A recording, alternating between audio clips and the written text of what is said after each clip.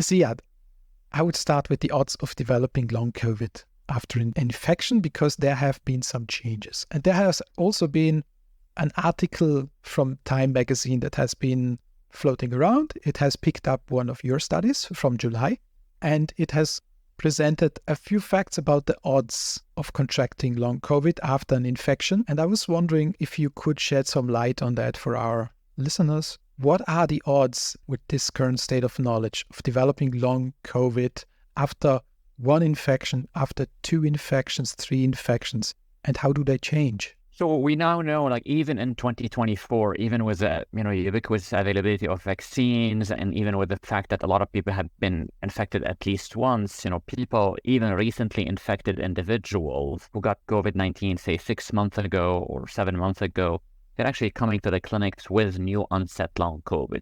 So long COVID is still happening. There are still certainly new cases of long COVID that are happening as a result of COVID-19 that has infected individuals even in 2024 and even in vaccinated individuals. So the big picture epidemiologically is the burden or the risk of developing long COVID has actually declined over the course of the pandemic, as a function of evolution of SARS-CoV-2 itself. The SARS-CoV-2 itself has really changed over time, and as a result of the vaccination. Even with this decline, there is still literally COVID is infecting millions and millions of people around the world, and still millions and millions of people are getting new onset long COVID even in 2024. So it's by no means it has declined or is vanishing. There's no empiric evidence in the data that long COVID is vanishing. There's no empiric evidence in the data that it's no longer happening.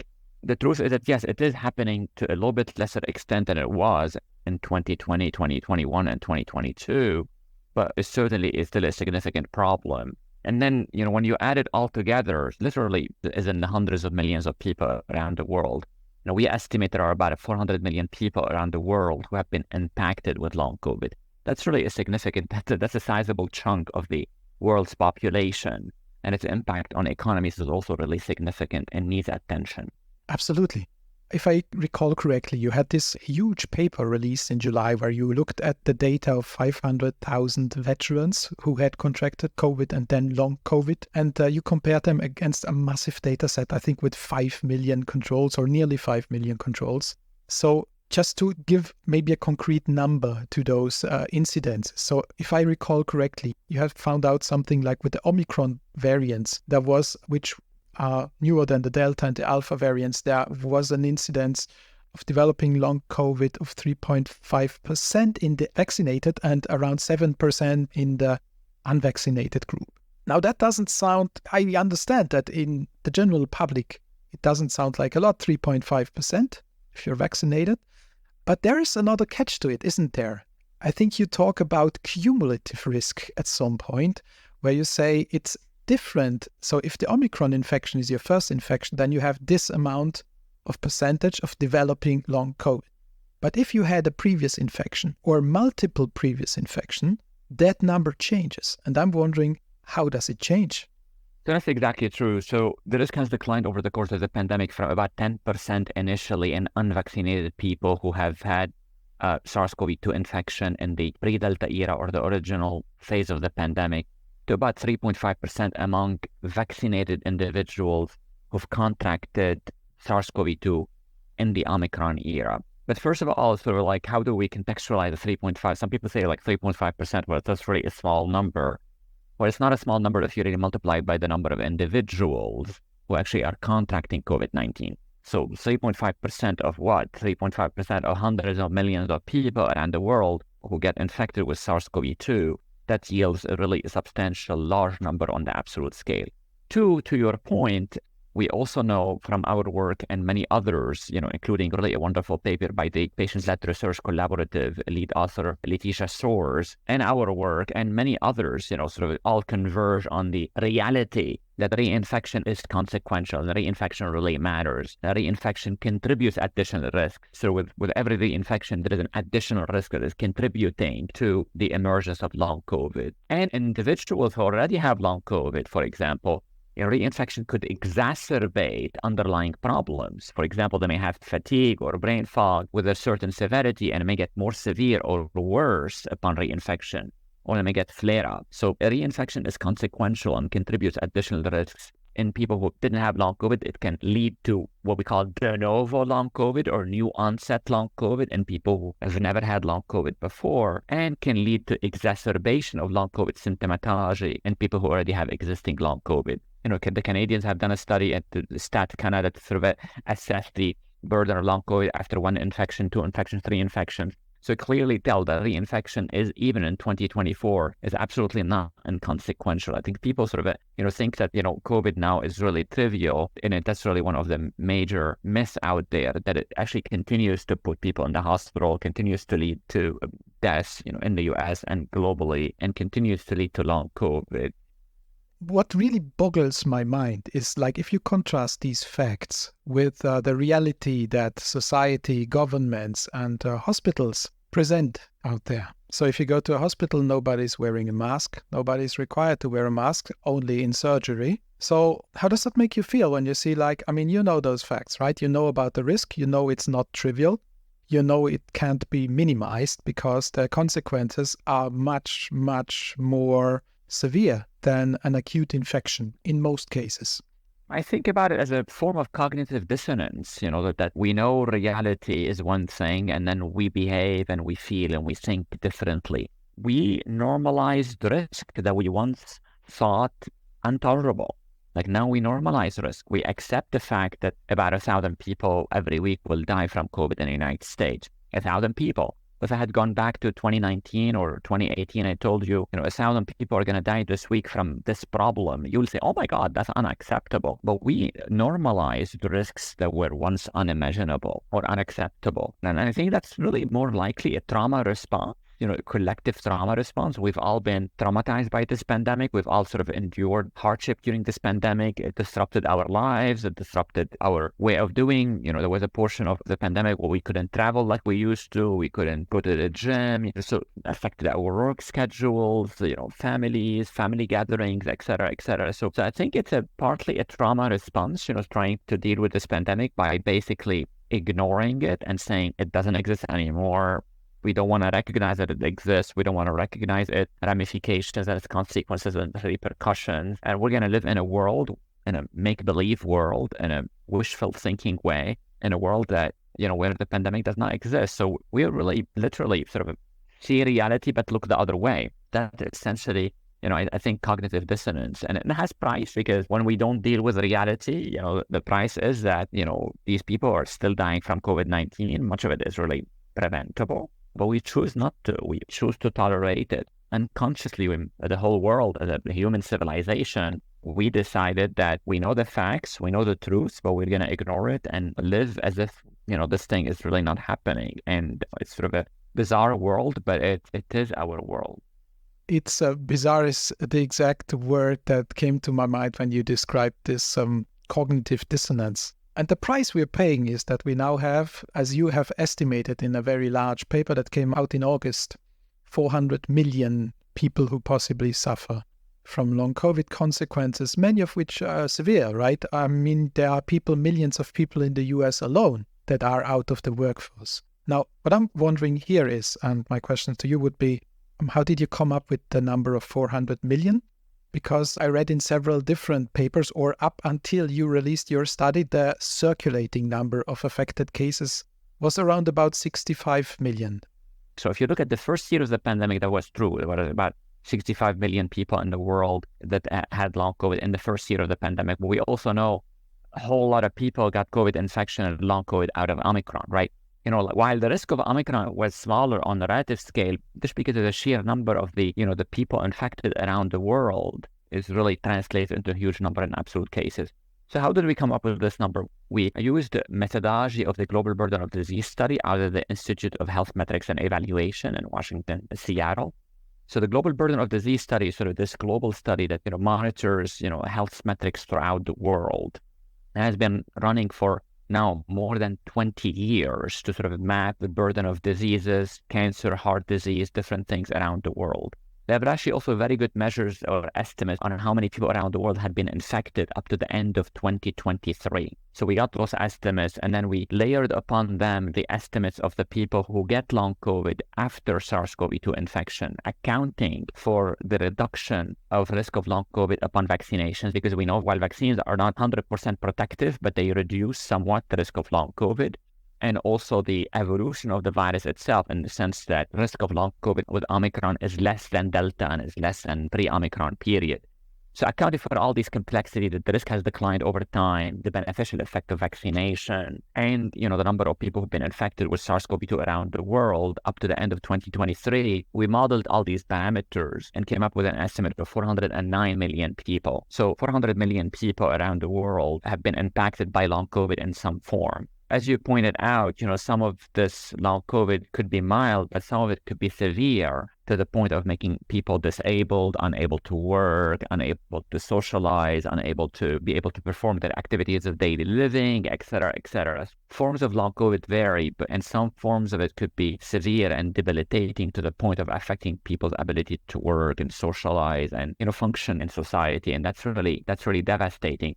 Yeah, what really surprised me also is because when we talk about long COVID, we talk mostly about patients who are aware, right? Who have symptoms that they go to the doctor with, which then also realizes in one way or another or diagnoses them with this syndrome. But there's also a lot of cases where long COVID damages organs, like actual physiological, I should say, organ damage that can be diagnosed and seen using imaging tools. So, for example, what I keep reading in the scientific literature is there is a significant aging effect in the kidneys, in the liver, the heart, and the brain. I'm wondering if we're stuck with the heart for a second, or what do we know what kind of long-lasting damage COVID inflicts on the heart? So in the cardiovascular system or in the heart, there are multiple manifestations that COVID can lead to. So we know that COVID can lead in some instances to people having irregular heartbeats or fast heart rates. That's sort of a, manifest in really fast heart rate. And some of it could be in a broader symptoms cluster called POTS, or postural orthostatic tachycardia syndrome, where they have fast heart rate. But it could be just isolated tachycardia or isolated fast heart rate. In some individuals, COVID can lead to heart attacks, both in the acute phase around the time of infection, or many, many months later lead to heart attack, can lead to heart failure in some instances, to inflammation of the heart muscle. We call that myocarditis, or inflammation of the heart muscle. It's not like, I know tachycardia or POTS is very common, but COVID can lead to multiple different manifestations in the heart. And all of those are really manifestations that should not normally be happening in 20 years old and 30 years old and 40 years old. 20-year-old people should not have heart failure. If I go here and say like an 89-year-old individual with heart failure, I'm not surprised. It's still a condition, but these are conditions generally are associated with old age and a lot of comorbidity. They're not generally associated with young individuals, young and vibrant lives, people who've been athletic before, never smoked before, never drank alcohol, and they're very healthy, very athletic. They run marathons or gymnastics or swimmers or all of the above in some instances, very athletic. And then they have all these problems. They have heart failure at age 20 or 30. So these things are not really supposed to be happening in young individuals. Yet, after the infection, they are manifesting in some individuals, sometimes in the acute phase and sometimes in the post-acute phase. Now, these are all fall under the broad umbrella of the long-term health effects of SARS-CoV-2, right? And in a way, you can conceptualize that. You can conceptualize the infection or repeated infections as almost triggers for accelerated aging. So you can think about it as like this infection is sort of putting me on a pathway where I am really on the fast track to accelerated aging. These diseases literally lead to manifestations that you're not supposed to see in early life. Perhaps really the most intriguing, or where you can see it quantitatively very, very, very nicely, is when you compare the kidney function change over time, over the span of 1 year, in healthy individuals versus people who got infected with SARS-CoV-2. And then compare that to people who really have aged several years. What we found is that kidney function decline in people who had a SARS-CoV-2 infection in 1 year, they experienced a kidney function decline that is commensurate, that is equal to about 4 years of aging. And that's, as you pointed out, not only happening in the kidney, happening in the heart, happening in the brain. We worry about the people who really have these persistent problems in cognitive performance and brain fog. And we worry because we don't know what we don't know, Martin. We don't know what's sort of the outlook going to be in 10 years. And I keep telling people that I worry about people coming down with Parkinson's disease in 10 years, people coming down with early Alzheimer's disease, early dementia. That the key here is to try to prevent things from happening, not wait for things to happen and then deal with them. We need to be proactive in our thinking as a community of scientists, as science journalists, patient advocacy groups, funders, government. We don't really want to be, 10 years from now or 15 years from now, like, oh, gee, well, we have these millions of people with dementia and Parkinson's disease, and now what do we do with that then? That's too late. I want us to sort of think about it now, like how could we think through this more proactively to lessen the blow, so to speak. We already know literally hundreds of millions, if not billions of people got infected. So we cannot reverse that. We cannot reverse reality. But how do we lessen the blow? But back to the point of accelerated aging, and it's very clear in the kidneys, very clear in the heart, very clear in the brain. And I worry about the long-term consequences of this. Like what will this accelerated aging do? Will this put people in nursing homes? Will it put people at risk of dementia? I worry about that. I worry about that a lot because I think we only see what we see now. We see the data up to 3, 4, 5 years, but we don't know. And nobody knows what long COVID will look like 10 years from now. But just to add to what you just said about the uncertainty of knowing the long-term consequences, because some of these long-term consequences we can already see in part today. For example, we have had decades where cardiovascular-related mortality has slightly declined. It has declined because we have been eating healthier, we have been doing more sports, and for a lot of reasons. But recently, it's become clear that there's an uptick. There's an uptick that coincides with the beginning of the pandemic, of the COVID-19 pandemic. And the interesting thing here is that apparently nobody seems to be connecting the dots. It's just like it comes out of the blue. Where is this coming from?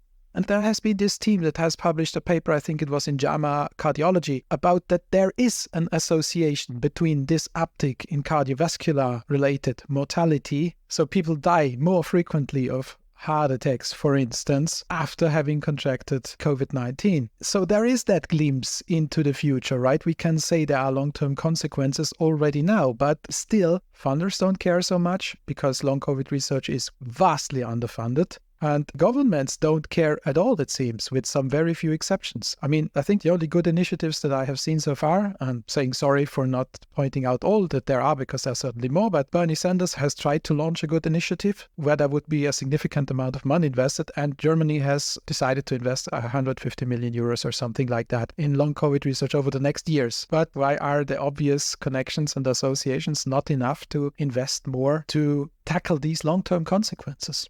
So we have the dots out there, but we're not connecting them, right? There is an above-trend increase in the number of people reporting cognitive disabilities in the US since the pandemic. And then people say, oh, we don't really know why this is really happening. I think the cognitive dissonance is so pervasive that we actually see the light, but refuse to recognize it. We refuse to even say, oh, like this is a light. We look the other way. That's really quite bizarre because the data is out there, honestly. It's not, the truth does not hide itself. It's actually out there.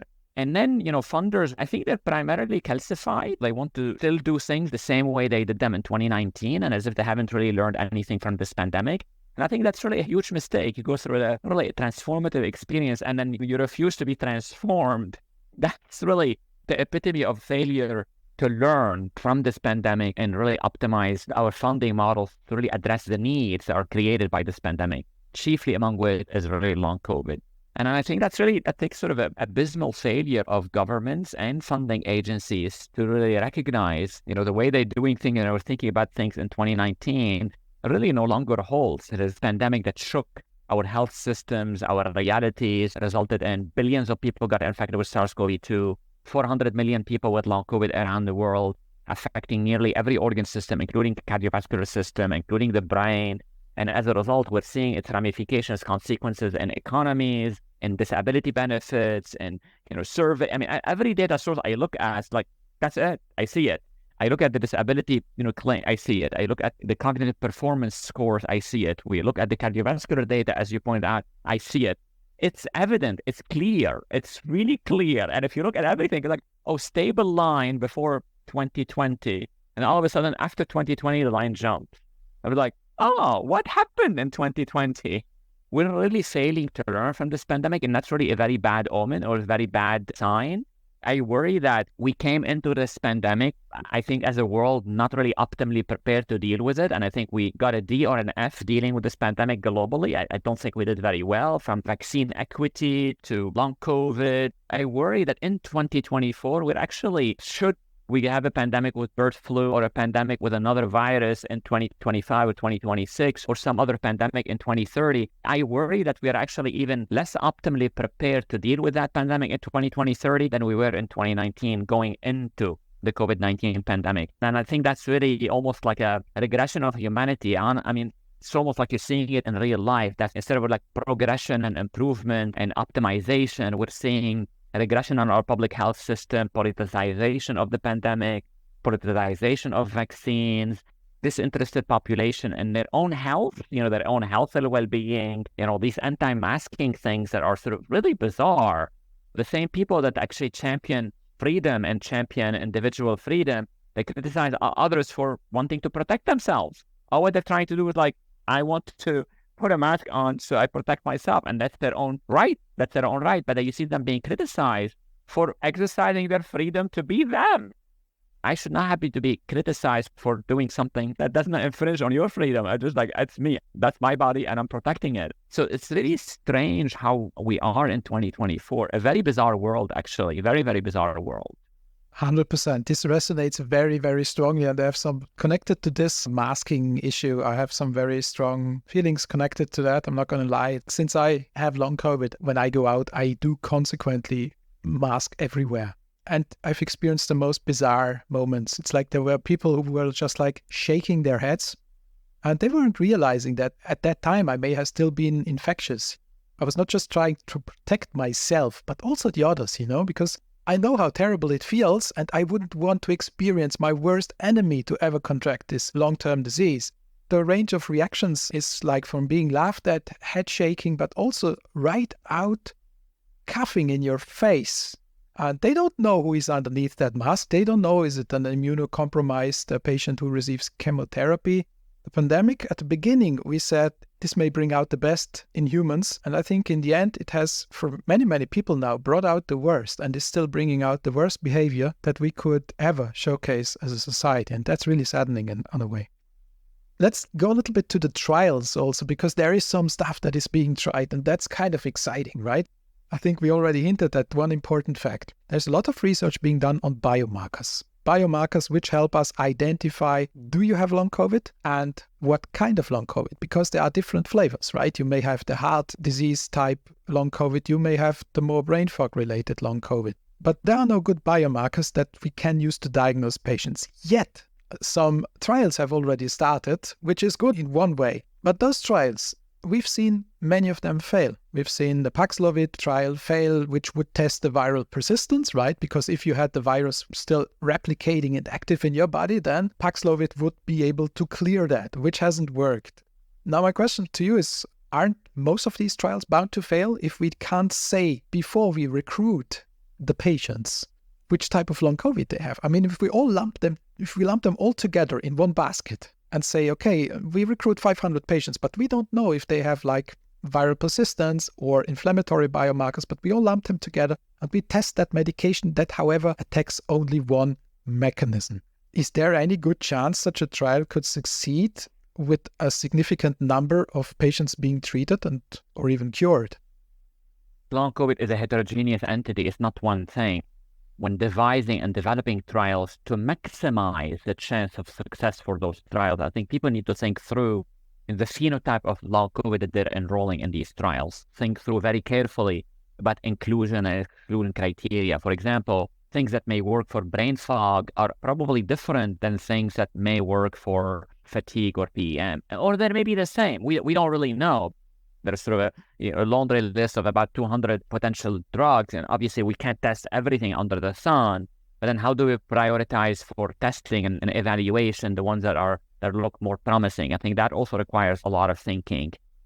To go back a little bit to Paxlovid, and I don't think that the door is closed on it potentially being beneficial. I think there was one trial led by Linda Gang from Stanford, the amazing Linda Gang. They did a wonderful job that didn't really show any benefit. But I think, potentially, as you pointed out, figuring out who might have viral persistence and targeting those individuals instead of getting everybody under the sun who has long COVID, and maybe only a portion of them have viral persistence, targeting, identifying, figuring out who has viral persistence and targeting them, maybe also with a longer duration of that trial. It was 2 weeks of Paxlovid, so maybe 4 weeks. Some virologists told me they think at least it needs to be a month, so maybe 2 weeks is short. So maybe a month treatment would have yielded better outcomes. Or some people also advocate for the idea of a combination of antivirals. If there is really true that there is viral persistence, and if you really want to totally eradicate it and you want to maximize the chance of success, like why wouldn't you hit it like really hard with more than one antiviral, with 2 antivirals to wipe it out? Because what you want, Martin, is to totally eliminate it from the body so the body can restore itself back to health. And then there is this idea also that chronicity likely matters in the sense that, if you enroll people who have had long COVID, let's say for several years, those are different than maybe people who really have had long COVID for only a year or so. So it's again, all these nuances, inclusion criteria, exclusion criteria, the phenotype, the exact phenotype of long COVID that we're talking about, the likely mechanism and other considerations, and the intervention, like how long do you treat with Paxlovid? What's the dose? Do you employ a combination? Do you differentiate or subgroup people into early treatment, like people who have long COVID for a short period of time versus people who have long COVID for a longer period of time? I don't think the door is closed on antivirals or Paxlovid. So I don't want us to sort of dismiss it like, oh, this is not going to work. So one trial does not solve all the answers. It's a good trial. It really was wonderfully run. I'm grateful to them for showing leadership and doing it, literally with a shoestring budget out of Stanford to try to help us evaluate this hypothesis. But what I don't want us to take from this is that, oh, Paxlovid is never going to work. I don't think we know that. I don't think we know the answer that Paxlovid is never going to work. We try things because we don't know if they're going to work or not. So the expectation is that some trials are going to succeed, and some trials are not going to succeed, and that's fine. Not all the trials, I want to make sure that the patient community and advocacy community is, we have a realistic expectation. Not all trials are going to succeed. But we all win as a community if we do these trials. We test these things to learn what works and what doesn't, and move the ball forward toward identification of therapeutics that would work for patients with long COVID. Sticking to Paxlovid, it's actually a means of preventing long COVID. Why? Because now we know that the viral load at the beginning of your acute infection kind of predicts how severe your long COVID will be, or even increases, like higher viral load increases the odds of you developing long COVID. Now, we also know that Paxlovid lowers the viral load, right? I mean, it's a simple 1 + 1 equation. It's connecting literally 2 dots here. And yet it seems, and that's something I will never understand, governments in Europe, in the US, and I think also elsewhere, have been throwing away expired Paxlovid packages worth billions and billions of dollars. And the interesting fact here is that GPs and PCPs, so the general practitioner, hasn't been prescribing the medication, which is easy to apply and would have a huge impact on future long COVID. Do you know what is at play there? Why don't they prescribe it? Because it is being prescribed. I mean, you hear that politicians, even athletes at the Olympic Games get a prescription, although the athletes at the Olympic Games, none of them fulfills the criteria, like being immunocompromised or being of a certain age. So what's at play here? It's vastly underprescribed in the United States and our system. It's vastly underutilized, and it became almost, like you said, an elite drug. If you know how to work your way around the system, you get it. But if you're the average Joe, it's actually really, really hard to get it. It's vastly underutilized.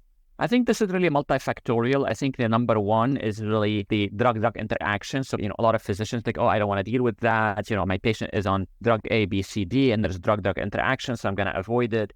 2 is really lack of familiarity. I don't think we did a good job educating the primary care providers and others on how to prescribe it, when to prescribe it. I don't think we did a very good job. I think that was really a D- or a C- job in the US and elsewhere in the world. And I think we as a community of people who are, somewhat in the media, we overplayed the problem of rebound. I get it from a lot of patients, oh, I don't want to get it because it causes rebound.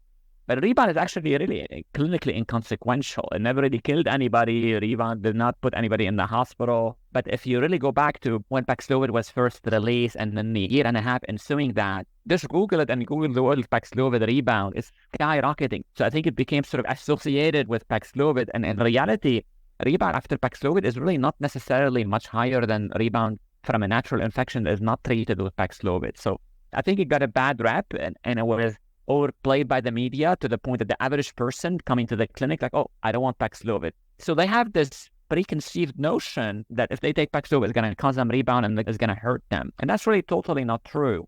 So I think all these different factors woven together or in combination leads to this really dramatic underutilization. And now it's even harder than ever because people are no longer testing for COVID. So they have symptoms. It's like, oh, I had cold and I have a runny nose and I have maybe a slight fever and cough, but I don't know what it is. And like, have you tested? No, they have not tested. So how would they qualify for Paxlovid? They, even test and then ascertain the condition of COVID-19, right? Because if it was the flu or some other virus, you wouldn't treat it with Paxlovid, right? I think it's massively underutilized. And I think this is really bad because on one hand, we say we have the tools to deal with SARS-CoV-2 and the pandemic, but then on the other hand, we're less and less getting our people vaccinated, restricting vaccines to, elderly and immunocompromised, and massively underutilizing Paxlovid. And these are the tools that are supposed to help us, but they're really fading away. I mean, we know what the best countermeasure against rebound is, don't we? It's prescribing 2 courses of Paxlovid and you have no rebound. And I would expect a physician to know this, wouldn't I? You would hope so. But I think we have not done a good job educating people about these things. And I think also I would have liked to see a trial for 10 days of Paxlovid, but Pfizer never bothered to do a trial for 10 days or 2 courses of Paxlovid instead of 5 days. Like it's in the US, it's approved for 5 days. And much of Europe, the typical prescription is only for 5 days. Some people can get a second course of Paxlovid, but generally that's not the EMA or the FDA approved treatment duration for Paxlovid. There is something called the Swiss cheese model of failure. Failure is usually not like one thing. It's usually multiple holes lined together to lead to failure. So this is really not only the fact that the drug has drug-drug interactions. It's ritonavir is repurposed from HIV and then causes drug-drug interactions, which make it a little bit hard to prescribe in several individuals. The rebound that has been overplayed by the media, the lack of education of primary care physicians, and that's really the third. And sort of the general apathy and sort of the nonchalant attitude that were SARS-CoV-2, that's a inconsequential cold, quote unquote cold. I'm not quoting me. I don't believe it's a cold, but like some people sort of believe it's a cold. And then like they feel like, oh, I'm not going to treat a cold with antiviral. It doesn't really need it. And they're not realizing that SARS-CoV-2 can lead to serious problems in the acute phase and actually can lead to long COVID, even in 2024 among unvaccinated individuals. Mm-hmm. Well, Ziyad, that is fantastic because unknowingly you have just created the optimal transition to my next question. So I wanted to do, as I announced, a little bit, just a couple of questions of myth busting with you because there have been some statements floating around online and also newspapers, unfortunately. So the first one would be, so there is a famous German virologist which has recently said in an interview with a big newspaper and actually with many newspapers that now that we have been infected and some of us also vaccinated, that COVID-19's severity is comparable with influenza. And I was wondering, what are the facts? The empiric data does not support this assessment. People have opinions and that's fine. They're entitled to their opinion. But as scientists, we deal with facts or we deal with data. So what does the data show? The data very, very, very clearly shows that even in the most recent season, 2023, 2024, flu season, when you compare COVID versus flu, COVID can lead to more deaths or led to more deaths than the flu. So let me give you the big picture. There are more cases of COVID than the flu every year. That has been the case from the beginning of the pandemic and it's still true in 2024. COVID leads to more hospitalization than the flu. COVID leads to more deaths than the flu. And COVID leads to long COVID, which is much, much more severe than the long-term consequences of the flu. I'm not belittling the flu. The flu is the formidable foe. It's a bad virus. Flu is a bad virus and COVID is still worse even in 2024. The data is very clear. Don't rely on my opinion or other people's opinion. Rely on the data. If you're a scientist or if you're a media person or if you are a patient or patient advocacy groups or if you're a politician, whoever you are, always go to the data and the primary source. All right. I would file that as some attempt at minimization or at least at downplaying the actual risks of possibly debilitating disease here. There is a second thing that I keep encountering whenever somebody posts something about, and I'm sure you have seen these comments as well under your posts because you are very active on the social media. Whenever somebody says something about long COVID, whenever somebody comes out and says, I have long COVID, I have these and those symptoms, then you actually find people commenting saying, there you go, that's because of the vaccines, not because of the virus. Now, obviously, post-vax syndrome is a thing. There are cases when people after vaccination have some serious reactions. Those need to be acknowledged, and I'm feeling really sorry for those people who suffer from that because they are even more ignored than people with long COVID are. But it has to be said that as far as I understand, and please help me assess that those cases are relatively rare and much, much rarer than having long COVID from an infection. Would you say there's some truth in that? It's very clear, and also in the data that, long COVID existed before vaccines existed. So if people say like, oh, the long COVID is long vaccine or vaccine injury, that's really not true, not correct. That's not reality. The reality is that, you asked me about the number of people with long COVID in the first year of the pandemic, 65 million people. You go back to the papers that they published, those papers published in 2022, they account for the burden of long COVID in the first year. And if you really want the number, 65 million people before vaccines ever existed. And if you talk to many of the advocacy groups, many of them actually had long COVID in the first year in March 2020, started having long COVID in April 2020, long before any of us had been ever vaccinated. That's not to say that vaccines don't really have side effects. We need to recognize the reality that also vaccines have side effects. They're rare side effects, but they also exist. And then we have an obligation as a scientific community to also understand vaccine side effects. Comparatively speaking, while vaccines can produce side effects, they're very, very exceedingly rare. And it's much, much more common to have long COVID after SARS-CoV-2 infection than to have vaccine-related adverse events. And if you really think about it, anything in the world, any drug in the world, if you talk to a physician, any drug in the world has side effects. I tell my patients, like, even water has side effects. Even if you to drink too much water, you can get water intoxication as a side effect of too much water. So there is no medicine in the world that has zero side effects. You always have to think or analyze the risks of a medication or risk of vaccine versus the benefit. The risks of a vaccine injury from COVID-19 vaccine is very, very low. It's very, very low versus the risk of having serious problems after SARS-CoV-2 infection is not really small at all. Vaccines protect people from having serious problems in the acute phase after COVID-19 and also protect people from having long COVID. Is it a complete shield, full protection? No.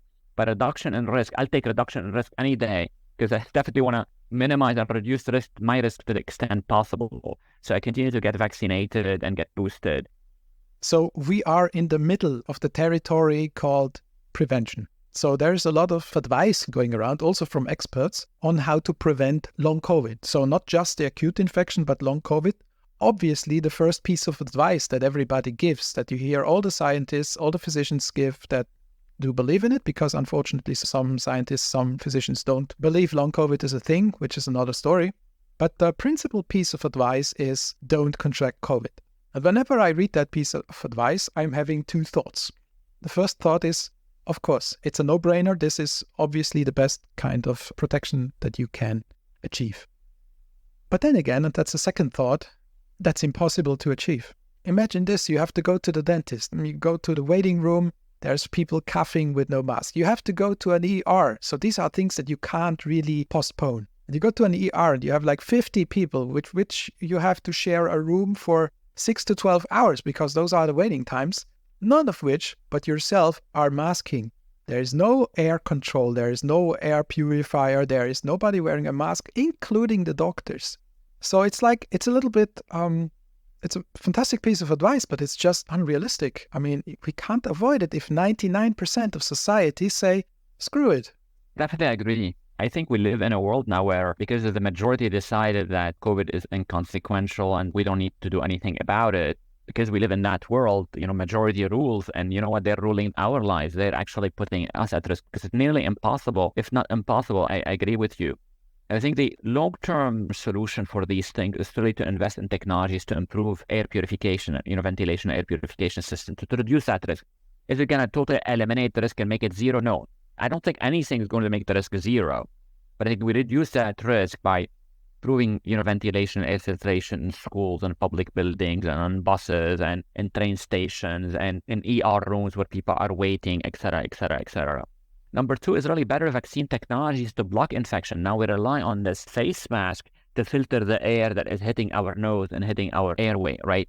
But there are better ways. There are some things that are called mucosal vaccines that can actually induce strong mucosal immunity in the lining of our airway. So when the virus hits our nostrils and an epithelial, our airway, that surface is really primed and ready to combat the virus and block it from entering our body, so it doesn't really go down and result in COVID pneumonia or COVID, other things. So there are mechanisms out there, or there are technologies out there. We need to invest in them more to try to really, optimize that prevention, mucosal vaccines, and I think, and it has to be necessarily a multi-layered approach. We can't rely on only mucosal vaccines because not everybody will get vaccinated. We can't rely only on air filtration, and ventilation system. There has to be all of the above. Number three, and really important, is for people who are sick, really stay at home.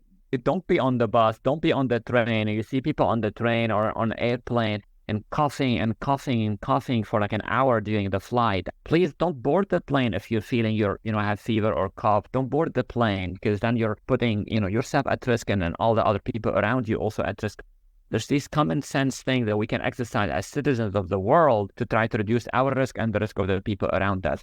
But again, like long-term solutions are not going to be in the form of like us wearing a mask forever, because that's really unsustainable in the long run. As you pointed out, people are going to encounter many, many, many points of failure in ER rooms and the dentist office. These are points of failure where it's going to be increasingly hard to protect ourselves. We have to demand better air quality. We have to demand acceleration of mucosal vaccines development, because that's really going to be a sustainable way to help us address the burden of infection with airborne pathogens, specifically SARS-CoV-2, and exercise better citizenship. And by protecting the people around us, by staying at home when sick, it's a sensible thing to do. So many people, somehow they forget to do it, and they want to board the plane while sick, and they spend much of the flight coughing, and that person should not be boarding the plane, ideally. It's maybe a little bit philosophical, but I think the interesting clash that we see here, perhaps where I would slightly disagree, is I don't think those people forget it. I think that the majority of people is focused on a little bit of, which I can well understand after the deprivations of the lockdowns and everything, but I think it's mostly hedonism of people who say, okay, I booked the flight, I'm going to board it, sick or not, and I'm going to do that, and nobody's going to forbid me to do that. And I think that's the main reason. And while I hear your beautiful pleas to people's morality, it's just, unfortunately, the opposite of what we're seeing in action. And I wouldn't know how we can change that.